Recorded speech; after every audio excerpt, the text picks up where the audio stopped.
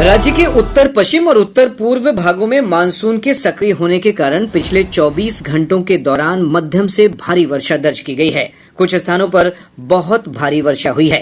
अररिया में 133 मिलीमीटर बारिश रिकॉर्ड की गई। वहीं पश्चिम चंपारण के रामनगर में 115 मिलीमीटर और किशनगंज में 114 मिलीमीटर बारिश दर्ज की गई।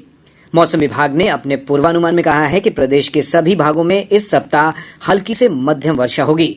मौसम विज्ञान केंद्र पटना के वैज्ञानिक राकेश कुमार ने बताया कि अगले 24 घंटों के दौरान पश्चिम चंपारण, पूर्वी चंपारण, कैमूर, रोहतास, औरंगाबाद और सीतामढ़ी जिले में कई स्थानों पर भारी से बहुत भारी वर्षा की आशंका है। वहीं राज्य के अधिकांश भागों में कई स्थानों पर मेघ गर्जन के साथ वज्रपात की भी संभावना है। इसे लेकर विभाग ने येलो अलर्ट जारी किया है।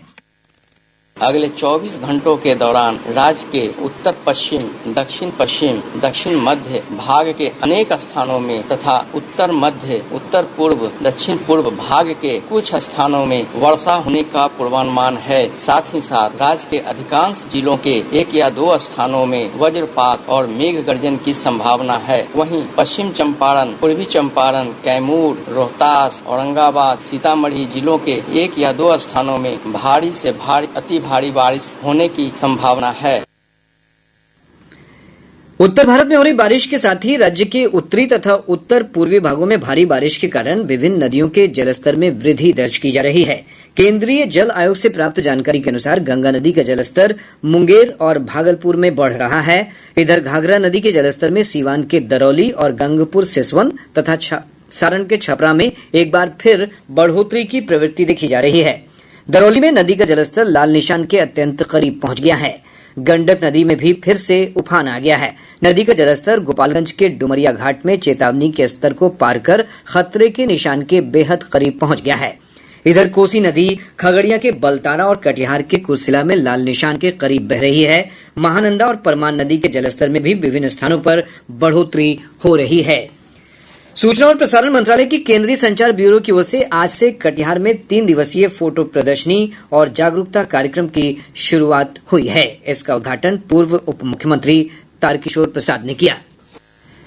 लगभग 900 वर्ग किलोमीटर क्षेत्र में फैले वाल्मीकि नगर वन क्षेत्र के इलाके को वर्ष 1994 में बाघों के लिए टाइगर रिजर्व का दर्जा प्रदान किया गया था। डॉक्टर नेशामणि ने बताया कि बाघों के संरक्षण और संवर्धन के लिए कई काम किए गए हैं। उन्होंने कहा कि ग्रासलैंड का विस्तार, सुरक्षा उपायों में बढ़ोतरी और तस्करों के खिलाफ कार्रवाई जैसे कई उपाय किए गए हैं। केंद्रीय पर्यावरण, वन एवं जलवायु परिवर्तन मंत्री भूपेंद्र यादव ने कहा कि प्रधानमंत्री श्री मोदी के दूरदर्शी नेतृत्व के कारण ही आज देश में बाघों की एक संपन्न आबादी है। अंतर्राष्ट्रीय बाघ दिवस पर अपने एक ट्वीट संदेश में श्री यादव ने कहा कि 2014 से बाघ रिजर्व प्रबंधन में निरंतर प्रयासों से बाघों की संख्या बढ़ाने में मदद मिली है और एनडीए सरकार के कार्यकाल में 6 नए टाइगर रिजर्व बनाए गए हैं। अनुमान के अनुसार देश में 3682 बाघ हैं। इसके लिए सामुदायिक प्रयास, राज्य सरकारों की पहल और वन कर्मियों का योगदान सराहनीय है। उन्होंने कहा कि भारत में अब 29 टाइगर रिजर्व हैं। वन एवं पर्यावरण मंत्री तेज प्रताप यादव ने कहा है कि कैमूर में राज्य का दूसरा टाइगर रिजर्व बनाया जाएगा। अंतर्राष्ट्रीय बाघ दिवस के अवसर पर पटना के चिड़ियाघर में आयोजित समारोह को संबोधित करते हुए श्री यादव ने कहा कि कैमूर वन्य प्राणी विहार को टाइगर रिजर्व के रूप में विकसित किया जाएगा। उन्होंने कहा कि अररिया के रानीगंज में विश्व स्तरीय चिड़ियाघर बनाने का प्रस्ताव भी केंद्र सरकार को भेजा गया है। केंद्रीय सामाजिक न्याय और अधिकारिता राज्य मंत्री रामदास अठावले ने कहा है कि विपक्ष मणिपुर मुद्दे को लेकर चर्चा से भाग रहा है। उन्होंने आज पटना में संवाददाताओं से बातचीत में कहा कि जब सरकार ने इस मुद्दे पर चर्चा कराने की सहमति दे दी है तो विपक्ष का इस तरह का बर्ताव समझ से परे है।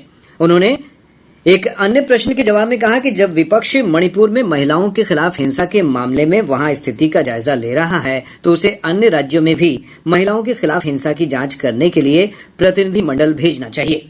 उन्होंने कहा कि राजस्थान, छत्तीसगढ़, पश्चिम बंगाल और बिहार में भी इस तरह के मामले सामने आए हैं। विपक्ष को इसका ध्यान भी रखना चाहिए। राजगीर में चल रहे मलमास मेला के दौरान आज प्रथम शाही स्नान का आयोजन किया गया। विभिन्न अखाड़ों के साधु संत और महात्माओं ने सुबह 7 बजे से 11 बजे तक ब्रह्मकुंड में स्नान किया। इस अवसर पर विभिन्न अखाड़ों के साधु संत महात्माओं ने गाजे बाजे के साथ शोभा यात्रा भी निकाली। विभिन्न जिलों से हमारे संवाददाताओं ने बताया है कि मुहर्रम का जुलूस शांतिपूर्ण माहौल में निकाला जा रहा है। सीतामढ़ी जिले में कड़ी सुरक्षा व्यवस्था के बीच ताजिया जुलूस निकाला गया। अरवल जिले में मुहर्रम के अवसर पर सुरक्षा के व्यापक इंतजाम किए गए हैं। जिले में 117 स्थानों पर दंडाधिकारी और पुलिस बल को तैनात किया गया है। वहीं अररिया, शेखपुरा, कैमूर, समस्तीपुर, मुजफ्फरपुर जिले में भी कड़ी सुरक्षा के बीच ताजिया और मातमी जुलूस निकाले जा रहे हैं। नई शिक्षा नीति के 3 वर्ष पूरे होने पर श्री मोदी ने शिक्षकों और स्कूलों की भूमिका की सराहना की। उन्होंने कहा कि पिछले 3 वर्षों में राष्ट्रीय शिक्षा नीति को मिशन मोड में लागू किया गया है।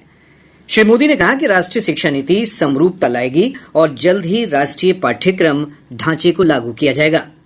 देश भर के सभी केंद्रीय माध्यमिक शिक्षा बोर्ड सीबीएसई स्कूलों में एक जैसा पाठ्यक्रम होगा और 22 भारतीय भाषाओं में किताबें प्रकाशित की जा रही हैं। कार्यक्रम के दौरान श्री मोदी ने 6,707 स्कूलों के लिए पीएम श्री योजना के अंतर्गत 630 करोड़ की पहली किस्त जारी की। उन्होंने विभिन्न भाषाओं में प्रकाशित पाठ्य पुस्तकों का लोकार्पण भी किया। केंद्रीय शिक्षा मंत्री धर्मेंद्र प्रधान ने कहा है कि शिक्षा व्यवस्था को लेकर हमारे स्वतंत्रता सेनानियों का सपना प्रधानमंत्री नरेंद्र मोदी के नेतृत्व में राष्ट्रीय शिक्षा नीति से पूरा हो रहा है। उन्होंने कहा कि राष्ट्रीय शिक्षा नीति समावेशी है और भारतीय संस्कृति को मान्यता देती है।